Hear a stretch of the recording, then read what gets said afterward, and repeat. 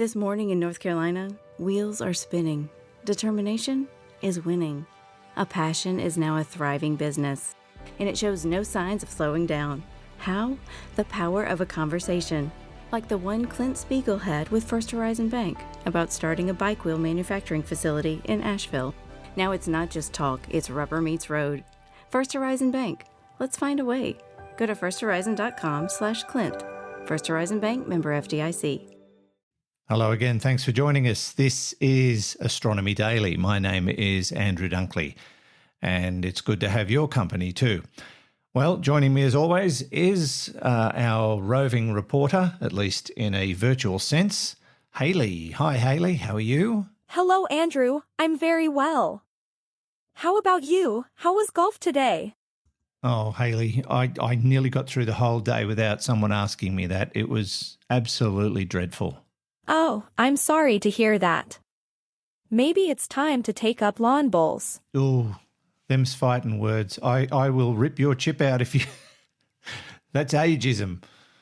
You've got to be careful. The Astronomy Daily Podcast with Andrew Dunkley. I've clearly hit a nerve, so what about the news headlines? That's a good idea. Any news on Artemis 1? Yes, it looks like things are moving forward again. NASA announced the Artemis I mission will take place on Saturday afternoon as officials are confident they have resolved the issue with the cryogenic upper stage. The mission was supposed to take place Thursday afternoon after several delays. The launch was scrubbed just 8 minutes before liftoff when a fuel line failed to disconnect from the booster. "We're going to play all 9 innings here," the Artemis mission manager Mike Serafin said after the first launch was scrubbed. Artemis I is a precursor to NASA's larger mission to the Moon, Artemis II, scheduled for 2023. NASA's Artemis program was formed in response to China's launch of Chang'e 2 and Chang'e 3 landing on the lunar surface. China has also announced plans to build its own lunar base. South Korea is seeking a $459 million budget to build a 1.8-ton robotic lunar lander, which it wants to send to the Moon in 2031 for a 1-year mission on the nation's next-generation area rocket under development. The mission aims to explore the lunar surface for 12 months with a robot and to study the outermost layer of its atmosphere. Is expected to use its next-generation launch vehicle under development to carry a 1.8-ton robotic lander. South Korea's space program, which has made its name through satellite launches and geostationary satellite development programs, is aiming to become a major player in the space launch business. In 2017, it launched its first homegrown geostationary satellite, called NARO. The nation plans to send an astronaut to the Moon in 2031. Perseverance sent back data from the most recent drilling last week, revealing the geology of a gaping crater scientists suspect may have harbored microbial life billions of years ago. The drill bit on the rover dug into a rock called Esperance on July 19 and onboard instruments have been analyzing its chemical and mineral composition since the operation. Esperance is a rock unlike any previously encountered on Mars, said David Vanneman of NASA's Johnson Space Center in Houston, lead scientist for the rover's Alpha Particle X-ray spectrometer instrument. The rock, he said, is an igneous rock, formed by cooling magma, and much harder than any rock previously seen on Mars. "We've run out of names for these rocks," Vanneman told reporters at the American Geophysical Union meeting in New Orleans. "We've got 5 or 6 names that we're calling these things." The name Esperance comes from a location in Western Australia, he said. "I just liked the name."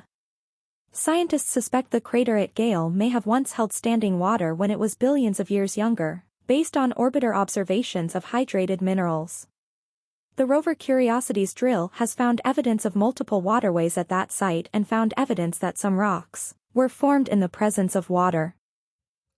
Okay. Thank you, Halley. Yeah, Esperance in Western Australia. I've never been there, but Western Australia is a beautiful place, rugged and barren in some parts and pristine in others. Incredible history, and the city of Perth, one of the most beautiful in the world, in my humble opinion. Okay, let's look at some other stories on Astronomy Daily. Maritime Launch is an organisation developing a spaceport in Nova Scotia. It's a launch site that will provide satellite delivery services to clients in support of the growing commercial space transportation industry over a wide range of areas. The development of the facility will allow for medium-class launch vehicles to place their satellites into low Earth orbit. Now, this will be the first commercial orbital launch complex in Canada, just like Australia recently set up a launch centre in Darwin. This spaceport will be the home of 20 to 25 employees in a variety of key roles. Construction of the new spaceport will create 50 to 100 short-term jobs during off-peak construction periods and up to 50 full-time employees during peak periods. The project is estimated to have a $200 million economic impact during construction and $30 million annually in Nova Scotia alone once it's complete. The Nova Scotia government is supportive of the project and has offered assistance for its development. Now, some news from the farthest man-made object from Earth, that is Voyager 1. It's so far away that it takes 17 hours for a message from Voyager 1 to reach Earth, which makes maintenance a little bit difficult, and that's what this story's about. Now, Fred Watson and I on Space Nuts recently talked about a glitch that seemed to be affecting Voyager 1. Engineers have been spending months trying to figure out what that glitch was. But the problem with Voyager 1 is it was sending back corrupted data, which has made deciphering its instruments more difficult. Now, it looked like the issue might have been a failing computer system. The spacecraft's main computer received an updated set of commands in April, and it's been sending data back now that appears to be normal. But now there's a new problem. What caused the original glitch? How did that happen? Well, they're working on that because at the moment they don't know. The Astronomy Daily Podcast with Andrew Dunkley.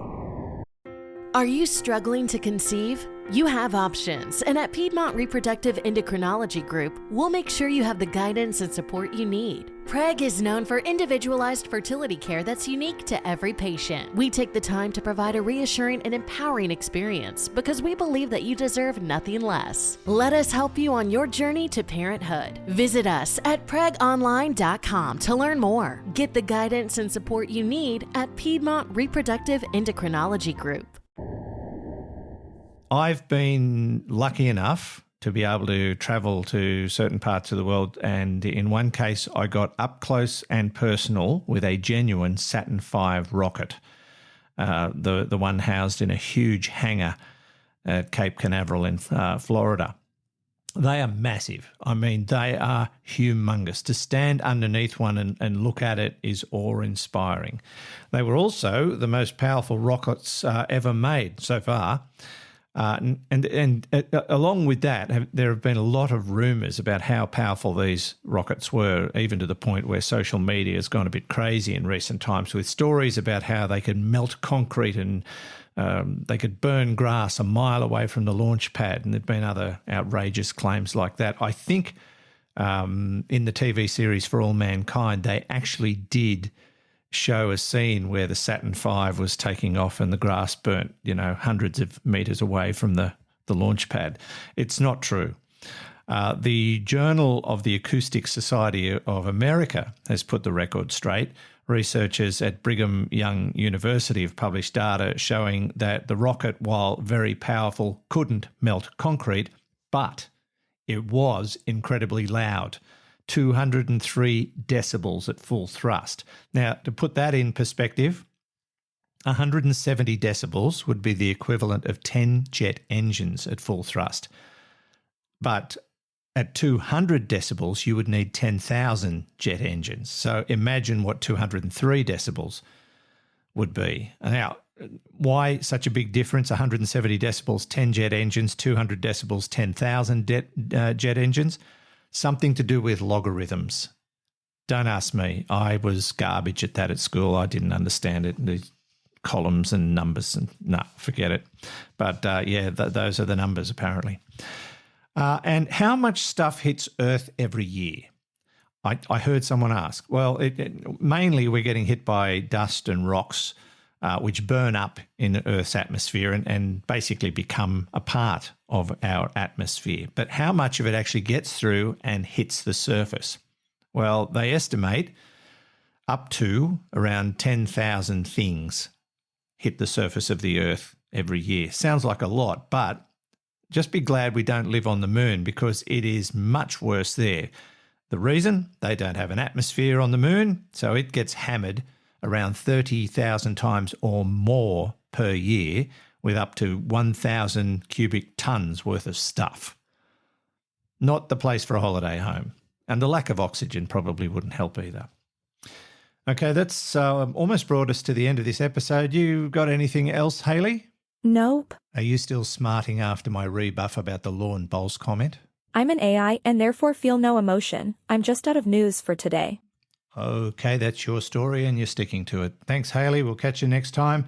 And thank you for listening to Astronomy Daily. Don't forget to jump online to spacenuts.io, click on the Astronomy Daily tab at the top and subscribe to the Astronomy Daily news service. It's absolutely free.